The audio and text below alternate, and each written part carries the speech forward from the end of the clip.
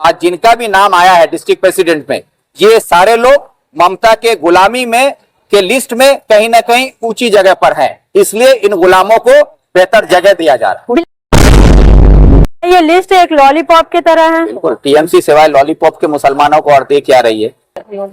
ये लॉलीपॉप ही है। शुरू से लॉलीपॉप दिखाया गया। चुनाव से पहले 10,000 मदरसों का लॉलीपॉप दिया गया।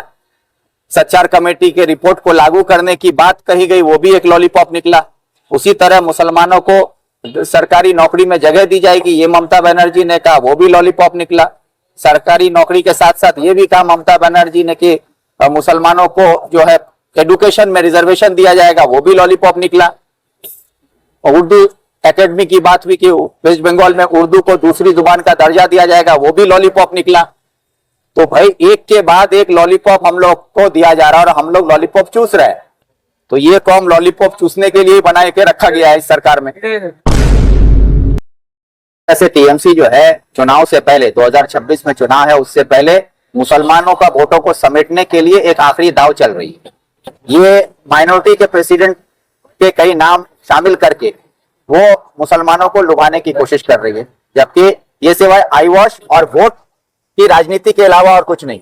अगर ममता बनर्जी वाकई में मुसलमानों की हमदर्द होती तो आज पश्चिम बंगाल में पिछले 15 सालों में मुसलमानों की जो बद से बदतर हालत हो रही है उस पर ध्यान देती, सच्चार कमेटी की रिपोर्ट को लागू करती, 10,000 मदरसों को देने का वादा किया था, उन 10,000 मदरसों का क्या हुआ उसका जवाब देती। आलिया यूनिवर्सिटी, मदरसा सर्विस कमीशन जैसे इदारों को जहां से मुसलमान बच्चों को अच्छी तालीम और अच्छी नौकरी का जरिया बनता, उन सबको बर्बाद करने में यह सरकार का सबसे बड़ा हाथ। और साथ ही साथ अभी हाल फिलहाल में पश्चिम बंगाल सरकार ने ओबीसी ए को ओबीसी बी में शिफ्ट कर दिया, जिससे हजारों की तादाद में इस साल एकेडमिक ईयर में पढ़े लिखे नौजवानों को हायर एजुकेशन में जो ओबीसी होने की वजह से दाखिला मिलता उससे वो महरूम रह गए।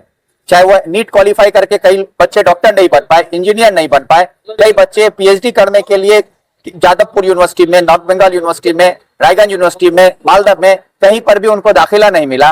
उन बच्चों के मुस्तकबिल को खत्म करने वाली ये साजिश करने वाली ममता बनर्जी।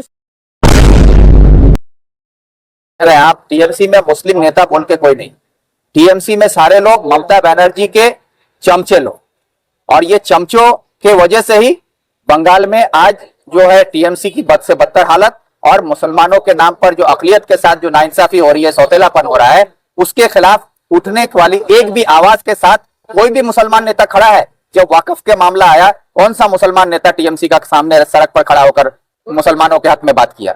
आप कह रहे हैं कि मुसलमानों का नेता, टीएमसी में मुसलमानों का नेता में किसको मानते हैं? फिराद हकीम, जावेद अहमद खान साहब, गुलाम रब्बानी साहब, सिद्दीकुल्ला चौधरी साहब, यही मुसलमान नेता हैं। और ये सारे लोग कैबिनेट में रहते हुए, कैबिनेट में बैठकर जब मुसलमानों के खिलाफ जो साजिश रची जाती है, वहां पर उस पर जब सील बॉन्ड लगाया जाता है, तब इनके मुंह पे ताला लगा हुआ रहता है। और उसी का नतीजा है कि ओबीसी 20 में शिफ्ट कर दिया गया मुसलमानों को। आज एक भी एडमिशन नहीं, आप बांकुड़ा का जो लिस्ट निकला उसमें 23 लोगों को एडमिशन मिला है, 23 में एक भी मुसलमान नहीं है। तो ये कहां है मुसलमान नेता? वक्फ के मामले में कह लीजिए, 3 तलाक के मामले में कह लीजिए, ये नुपुर शर्मा के मामले में कह लीजिए, इस तरह का कई मिसाल मैं दे सकता हूं कि जब मुसलमानों को जरूरत थी कि उनके मुस्लिम चुने हुए नुमाइंदे रहबर बन के रास्ते पर उतरे, उनके हक की मांग करें, उनके लिए इंसाफ की पुकार लगाएं, उस वक्त ये सारे लोग ममता के पल्लू के पीछे छुपे हुए रहते।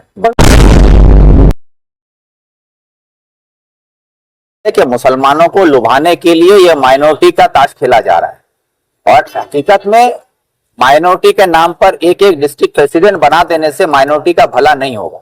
माइनॉरिटी के हक में अगर काम करने का नेक इरादा इस सरकार का होता तो पिछले 15 सालों में उर्दू एकेडमी का ये बद से बदतर हालत नहीं होता, आलिया यूनिवर्सिटी दिन ब दिन पीछे नहीं जा रही होती, मदरसा सर्विस कमीशन बंद नहीं हो गया होता, सरकारी नौकरी में 2011 से पहले माइनॉरिटी का जो परसेंटेज था उसमें गिरावट नहीं आता।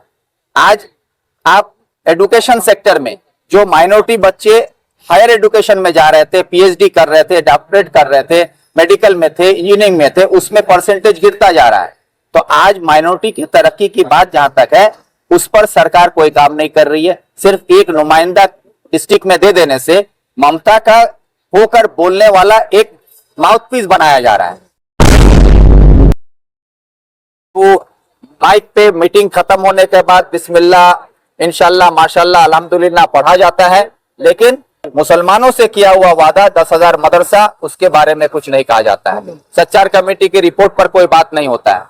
वक्फ अमेंडमेंट एक्ट के खिलाफ मुसलमानों को रास्ते पे उतरने से धमकी देकर रोक दिया जाता है, उनको दिल्ली जाने का मशवरा दिया जाता है।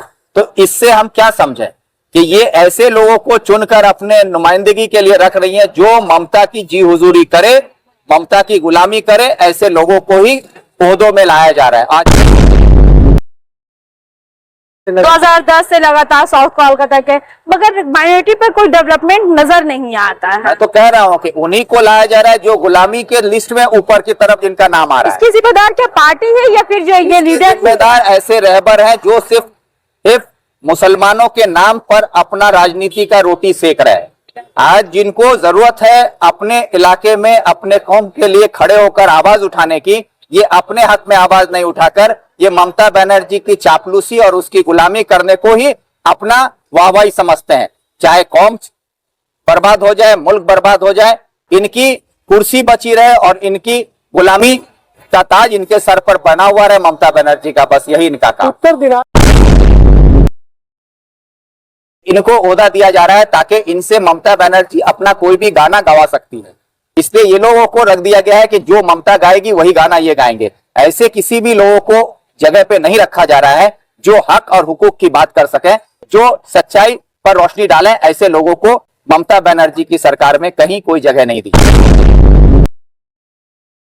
जाए। ज्यादातर का कहना है कि हमें मौका दिया गया है, हम डेवलपमेंट का काम करेंगे। भाई 1998 से उनके पास मौका था, वो 98 से टीएमसी में है, 3 बार जिला परिषद रहे हैं। इतने सालों में उन्होंने क्या किया है? जो आदमी 98 से ममता बनर्जी के साथ रहे, 2011 से सरकार में रहे, जिला परिषद में रहे, वो कुछ नहीं कर पाए। आज उनको ओहदा मिलने से सुरखाब का पर तो नहीं लग जाएगा ना। तो भाई जो भी हो, जिनको काम करना हो वो ओहदे के मोहताज नहीं होते हैं। जिनके मुंह में आवाज होती है वो आवाज कहीं पे भी उठा सकते हैं, उनके लिए किसी कुर्सी या किसी ताज का वो मोहताज नहीं होते। क्या ये